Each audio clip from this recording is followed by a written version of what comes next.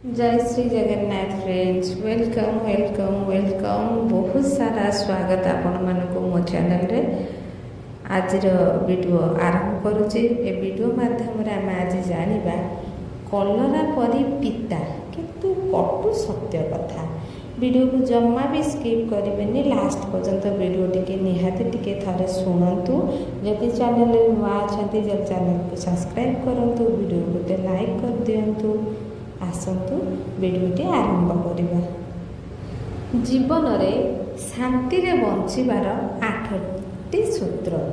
Number 1, गाँ ठारू केबे दूर रे घर करी रहिबे नाही, नचेत केबे शांति रे सोई पारिबे नाही। नंबर 2, खराब बा दुष्ट लोकंक ठारू जदि जमी मिलुछि तेबे किणतु नाही। नंबर 3, दुष्ट लोकंक सह केबे भाव रखंतु नाही, एहा जीवन को विपद रे पकाई देबो। नंबर 4, पिता मातांक स्वीकृति बिना विवाह करिबे नाही, अजणा ओ अचिन्हा घरे केबे भी आश्रय नेबे नाही। नंबर 5, चोरी दारी ओ नारी ठारू दूरे रहिबे। नंबर 6, विपद समय रे केबे काहार उपहास करंतु नाही एवं उपकार करिथिबा लोकंकु केबे भूलिबे नाही। नंबर 7, मने रखंतु दुख सुख संसारर नियम, तेणु दुख समय रे धैर्य धरी आग को बढ़ंतु। नंबर 8, अधर्म बाटरे न चली धर्म बाटरे चलतु, भगवान आपणकर साथ देवे। नंबर 9, धन यौवन और जीवन सबुबले अस्थायी, तेणु धन को नहीं गर्व यौवन को नहीं अहंकार करिबा कदापि उचित नुहे। नंबर 10, परिस्थिति जहाँ भी हेउ जड़े सर्वदा दृढ़ भाव ठिया हेबा उचित। जेतेबेले सठिक समय आसे खट्टा आंब मध्य मीठा लगे। नंबर 11, घर काम करिबारे केही केबे चाकर हुअंती नाही, तेणु जीए जेउ काम करंतु ना काहींकी पूरा श्रद्धा प्रेम और परिश्रम सह करंतु। नंबर 12, लुण भातरे पेट पुराइबा भल, किंतु अन्य काहाठारू साहाय्य मागिले सेमाने साहाय्य ठारू अधिक उपहास करिबे।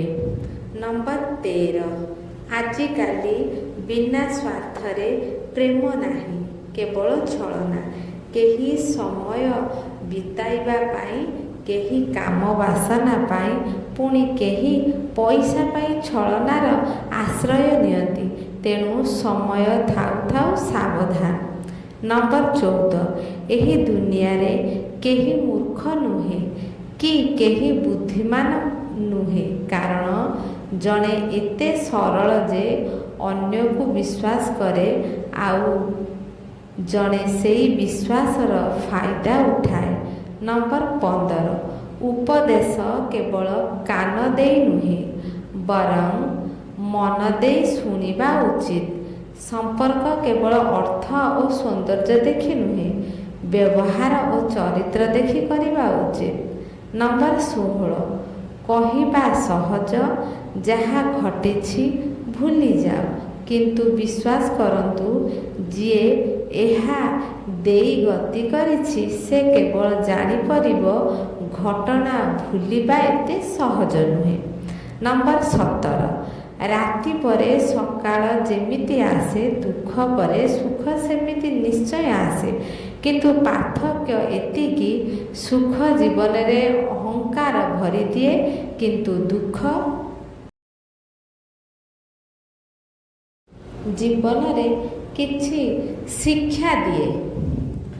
नंबर 18, ताहा हाथ छाड़ंतु नाही, जहार समय खराब, ତାହା ହାତ ଛାଡ଼ନ୍ତୁ ଯାହାର ଉଦ୍ଦେଶ୍ୟ ଖରାପ। ନମ୍ବର 19 ଗଛରୁ ଝଡ଼ୁଥିବା ପତ୍ର ଆମକୁ ଏହା ଶିକ୍ଷା ଦିଏ କି ବୋଝ ହୋଇଗଲେ ନିଜ ଲୋକ ମଧ୍ୟ ହାତ ଛାଡ଼ିଦିଏ। ନମ୍ବର 20 ଶିକ୍ଷିତ ଲୋକଙ୍କ ପାଇଁ ନୁହେଁ ବରଂ ଅଶିକ୍ଷିତ ଲୋକଙ୍କ ପାଇଁ ମାତୃଭାଷା ବଞ୍ଚି ରହିଛି, କାରଣ ଶିକ୍ଷିତ ଲୋକେ ଓଡ଼ିଆ କମ୍ ଇଂଲିଶ ଅଧିକ କୁହନ୍ତି। ନମ୍ବର 21 ଜୀବନ ଡଙ୍ଗାରେ ଥରେ ପାଦ ରଖି ଦେଖନ୍ତୁ, କାରଣ ଆପଣଙ୍କୁ ବୁଡ଼େଇବା ପାଇଁ ଏଠି ଅନେକ ଲୋକ ଅଛନ୍ତି ଯାହାକୁ ଆପଣ ପହଁରେଇବା ଶିଖେଇଥିଲେ। ନମ୍ବର 22 ଜୀବନରେ ଚାଲୁଥିବା ଖରାପ ସମୟ ଆମକୁ ଏହା ଶିକ୍ଷା ଦିଏ ଯେ ଖରାପ ସମୟ ପାଇଁ ଆମେ ଦୁଃଖୀ ହେଉ, କିନ୍ତୁ କିଛି ଲୋକଙ୍କର ଅସଲ ଚେହେରା ଜଣାପଡ଼ିଯାଏ। ନମ୍ବର 23 ବେଳେବେଳେ ପରିସ୍ଥିତି ଏମିତି ଏକ ମୋଡ଼ରେ ଠିଆ କରିଦିଏ ଯେଉଁଠି ଅନ୍ୟର ଖୁସି ପାଇଁ ନିଜ ଖୁସିକୁ ବଳି ଦେବାକୁ ପଡ଼େ। ନମ୍ବର 24 ମନୁଷ୍ୟ ସେତେବେଳେ ହଜେ ନାହିଁ ଯେତେବେଳେ ସେ ଭିଡ଼ ଭିତରେ ଥାଏ। ମନୁଷ୍ୟ ସେତେବେଳେ ହଜିଥାଏ ଯେତେବେଳେ ସେ ଏକୁଟିଆ ହୋଇଯାଏ। ତେଣୁ ନିଜକୁ ସୁନା ରୂପା ପରି ଗଢ଼ି ତୋଳନ୍ତୁ, ଯାହାଦ୍ୱାରା ତୁମେ ନାଳରେ ପଡ଼ିଲେ ମଧ୍ୟ ତୁମର ମୂଲ୍ୟ କମ୍ ହେବ ନାହିଁ। ନମ୍ବର 25 ମନୁଷ୍ୟ ଯେତେବେଳେ ପାପ ଅନ୍ୟାୟ ଅଧର୍ମ କରୁଛି ସେ ଆଗ ପଛ ବାମ ଡାହାଣ ସବୁ ଦିଗକୁ ଦେଖୁଥାଏ, କିନ୍ତୁ ସେହି ସମୟରେ ସେ ଗୋଟିଏ ଜିନିଷ ଭୁଲିଯାଏ କି କିଏ ତାର ଭୁଲକୁ ଦେଖୁ କିମ୍ବା ନ ଦେଖୁ, ଈଶ୍ୱର ସବୁକିଛି ଦେଖୁଥାଏ। ନମ୍ବର 26 ମଣିଷର ସବୁଠାରୁ ଦାମୀ ଅଳଙ୍କାର ତାର ଚରିତ୍ର, ଯାହା ଥରେ ହଜିଗଲେ ଆଉ ମିଳେ ନାହିଁ, କାରଣ ଏହି ଅଳଙ୍କାର ତିଆରି କରିବା ପାଇଁ ଈଶ୍ୱର କୌଣସି କାରିଗର ଗଢ଼ି ନାହାନ୍ତି।